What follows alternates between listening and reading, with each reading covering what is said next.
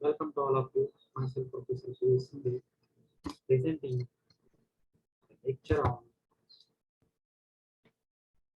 principles of organic farming. This is chapter 5, organic nutrients, sources, and fortifications.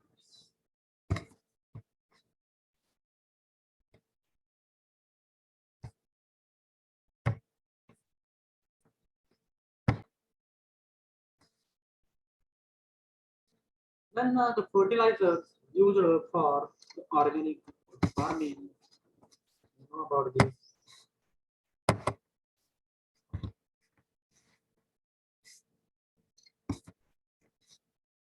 Which first we see the classification of the organic nutrient sources using the different bases. The organic nutrients, which are the natural, then the bio fertilizers are there, then the biodynamic preparation. Such the three types of the organic nutrient sources are there. Such the sources, actually, the major source of organic plant nutrients in India are the farmyard manure, in the rural and urban compost, sewage, sludge, fresh mud, green manures, crop residues, forest litters, industrial waste, and such byproducts are there. And the number of biofertilizers are also available as like the PGA, then rhizobium, azotobacters, PSB, KSB, then also the small quantity of the powdered neem cake is available as a source of the organic nutrients. These organic nitrogen supplements, unlike the fertilizer nitrogen, do not suffer any loss in the field. You know about that? So the phosphorus solubilizing and mobilizing organisms are there, such as phosphobacteriums, ants are there, such as the vesicular or vesicular mycorrhizas, are quite helpful in meeting the phosphorus demands of the crops. The potassium for the crops can be supplied by using the potassium-rich organic amendments, such as burnt rice, then rice straw composting using the trichoderma, hazardium, and the compost of coconuts. Such the organic nutrient sources, the first source is a natural source. That is the bulky organic manures, then concentrated organic manures. Second sources are the biofertilizers. You know about the biofertilizers like rhizobium, azotobacter, PSB, ASB, then BGA. Then such are biofertilizers we can apply with the soils as well as spray, and the other such applications are there. So the biodynamic preparations. There are the biodynamic preparations like the cow horn, then the silica, and bokashi productions are there. Then the effective microorganisms and Amrit Pani and Bijamro, the preparations, all the types of the preparations for the organic cultivations. These are major organic nutrient sources and their classifications. Then classifications, the concentrated organic manures are there. The concentrated manures, there are also two types. The first is the plant originated, and second is the animal originated. The plant originated again divided into the two types. The first is the edible oil cake, then the non-edible oil cakes. In animal originated, there are some examples of the bone meal, fish meal, blood meals, slaughterhouse refuses are there, then the food meals, with all these type of meals after the decompositions you can apply as a source of the nutrients. They having also the highest amount of the nutrients as compared to the bulky organic matter. Then another classifications is a plant originated uh, concentrated organic manures. The edible oil cakes and non-edible oil cakes. The edible oil cakes, the linseed, groundnut, safflower, sesame, Niger. The oil cakes of the linseed, groundnut, sesame, safflower, sesame, Niger. Then non-edible oil cakes.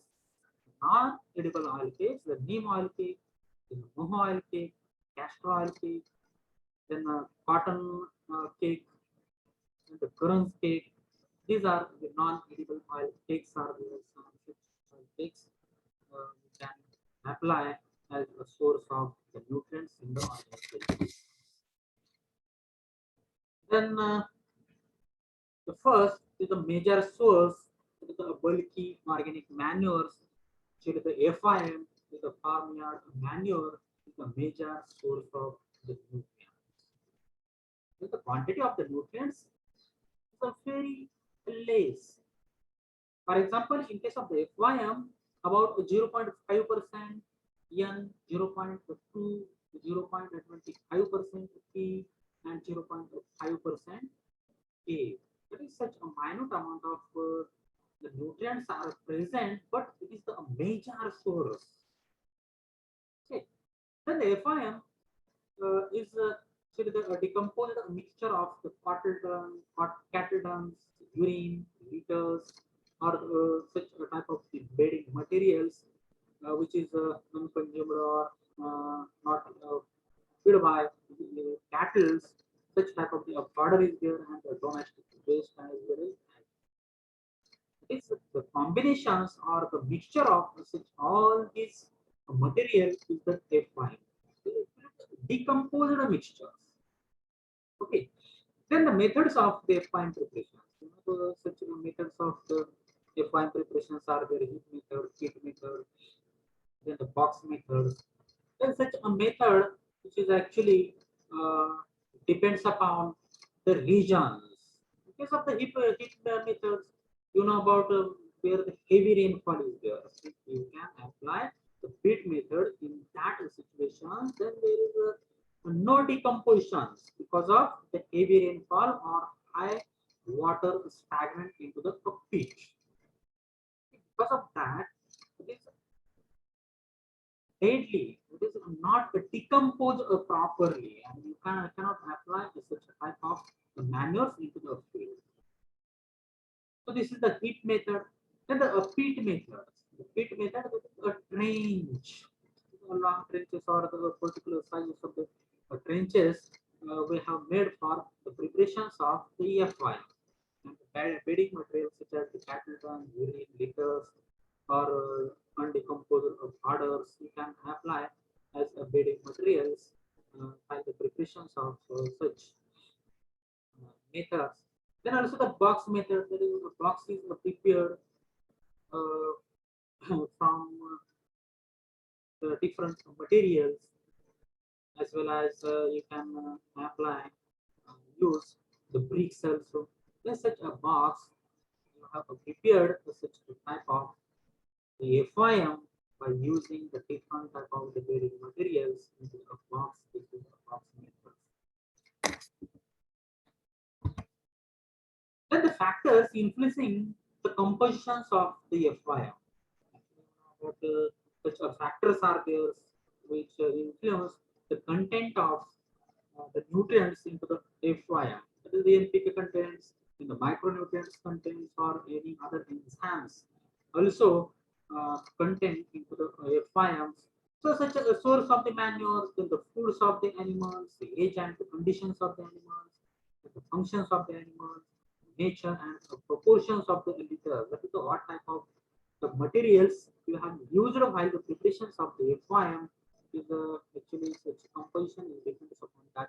Then the preservations and storage availability.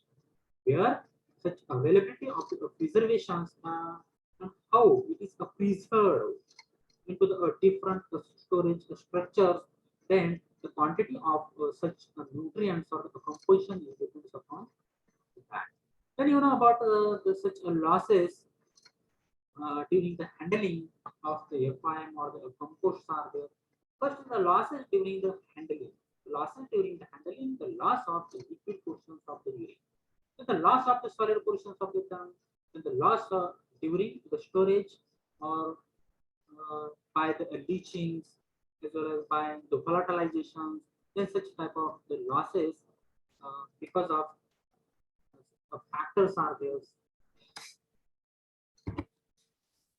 The second important manure is the compost. Actually, this is the well rotted, decomposed materials, plants and the animal residues. Okay, this is the well rotted or well decomposed materials of plants and animal residues. And this is the compost. Then there are about 8 to 10 methods of the preparation. The first is the outdoor methods of the compost preparation, and the indoor methods of the compost preparation. That is the aerobic established trench method. Then the Bangalore hot fermentations methods is the anaerobic trench method. Then rainwater compost, aerobic heat method, activated compost, night soils compost, NADEP method, NADEP, Narayan, Devram, Pandari Pandey. The name of actually the one which they have prepared this type of the method at Ever, the farm. Then super compost is there. There are such methods of the preparations of the compost are there actually the compost having the lower amount of the nutrients or has the similar amount of the nutrients from the FIM, but this totally depends upon the part type of the materials or the bedding materials or the proportions of such bedding materials is used by the preparations of the compost. Then vermicompost is there. You know about the vermicompost? That is the products of the decomposition is a process using the various species of the earthworm. The vermicompost. The vermicomposting is the what is the vermicomposting? That is the compost which is prepared by using the earthworms. It's actually the process. The process of the preparations of the compost by using the earthworms, the earthworm culture. This is the vermicompost. And what is my vermiwash? The vermiwash is actually the liquid excreta of the earthworm. Is actually the liquid excreta of earthworms. It is extracted liquid while the preparations of the vermicompost. Some slope is given to the vermicompost. You have that is such methods while the preparations you are applied or they add waters daily 2 or 3 times for the better irrigations as well as for the proper growth of such organisms as the earthworms or other decomposed organisms into the beds. And such a liquid which is drained out through one pipe where we have treated at the slope of such a bed. Then such a liquid which is pelleted is actually called as vermi wash. And such vermi wash contains the amount of nutrients as well as it works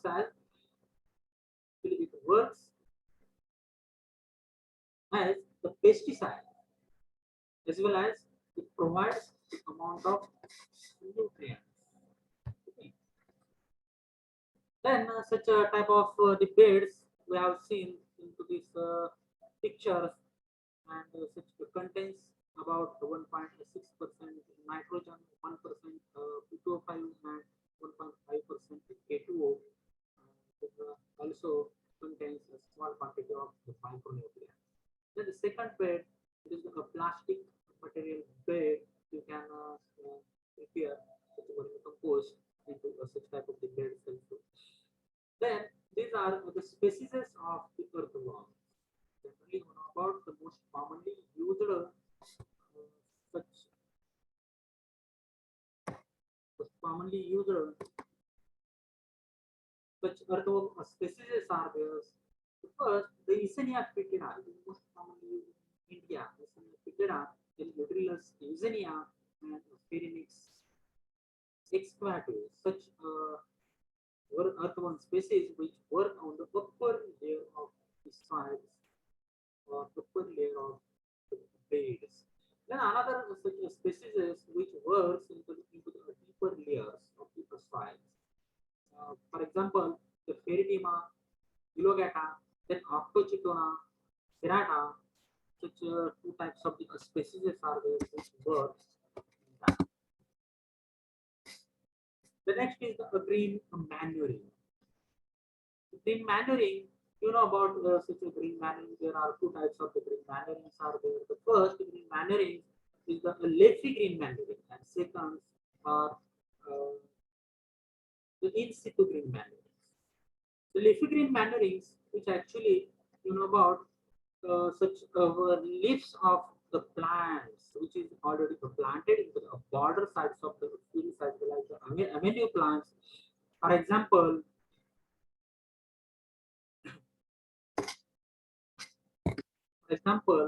the Cassia fistula, then the Sesbania grandiflora, then the Pongamia glabra, then the Peltopterum penugiarum, Azatecta indica, the Gladicidea maculata or Gladicidea sepium, Delonis regia, Calotropis gigantea, and Lucina lycocephala. Such type of the plants are there. Leaves of such plants which is incorporated into the fields. These are the green leaf manure crops. That is the leafy green manure crops. Okay, you know about such Gladicidea, that is the Grikush, that is the Peltopterum, Perugianum, that is the peel mower, the bull mowers are there, the neem trees, then Hadga, that is the Sisbania grandiflora, Hadga. Then the Calotropis gigantea or the Procera, you know about the Rui. Such plants are also used as a green, leafy green manure. Then also the Cassia fistula. Then also the Licana, the Lycocephala. Okay, such a type of the plants which is used corporations into the soils as the green manure. The second type of the green manures are in situ green manure. In situ green manure means such the plants which are grown into the fields and incorporated or buried into the same field. Such type of the crops are called as in situ green manure crops. For example, the crop Crotalina juncea, then the Sesbania rostrata, then the cowpea, and cluster beans, the Sesbania acuminata. These are the such crops which are the leguminous crops which contains the highest nutrients. So more nutrients, and they have ability to fix the amount of nutrients into the soils and such the plants which are the highly decomposable. This rate of such decompositions are very high. In such a type of the crops we have used as the green manure crops. Okay. Then you know about green manure crops. Such advantages of the green manure crops. Then being a quick growing crop, such crops we have selected, which is actually the quick growing crops. It helps in suppressing the weed growth. Then it beings legumes, it fixes the atmospheric nitrogen into the soil.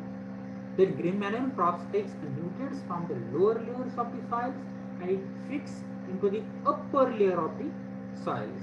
Then it increases the availability of the P2O5, then the phosphorus, then the calcium, the magnesium, and the iron. It improves the soil structure. Definitely, it improves the soil structure, say the water holding capacity, and decrease the runoff. Because if the water holding capacity is increased, then ultimately it increases the runoff water. Then it adds the organic matter. It is the amount of organic matter and stimulate the activity of the soil microorganisms. Okay, that is the quantity of the microorganisms are more than the rate of the decompositions are also more. Then good characteristics of the green manure crops. Then it should be a quick growing. It should be able to grow on poor soils. That is the any type of the soil. It can be grown in any type of the soil. It should have a deep and the fibrous root system. You know about the all these leguminous crops which we have used as the green manure crops. They having the deep root system. That is the fibrous root system. Deep and the fibrous root system. Then preferably it should be legumes to fix the atmospheric nitrogen. Generally, all these leguminous crops except the rajma, it fixes the atmospheric nitrogen. It should be a succulent. all these selected crops or the legumous crops having the bulk in nature, then it should yield a large quantity of protein materials in a short periods. And it should be preferably be legumes, and it should have the multiple purposes. It can be used multiple purposes. For example, in case of the cowpea is used as a green manuring as well as the seeds as well as the forage crops. That is a multiple use of such the crops are there. Then the short durations from the fast growing, high nutrient content or the accumulations ability of that plants should be highest. Then the wide ecological adaptability. It can be grown or adapted in any of the disastrous conditions or any of the climatic conditions. Then the efficient in use of the water. Use the efficient water and timely release the nutrients when they are required to the particular plant. These are the good characteristics. Shop this lecture here to read it properly in our notes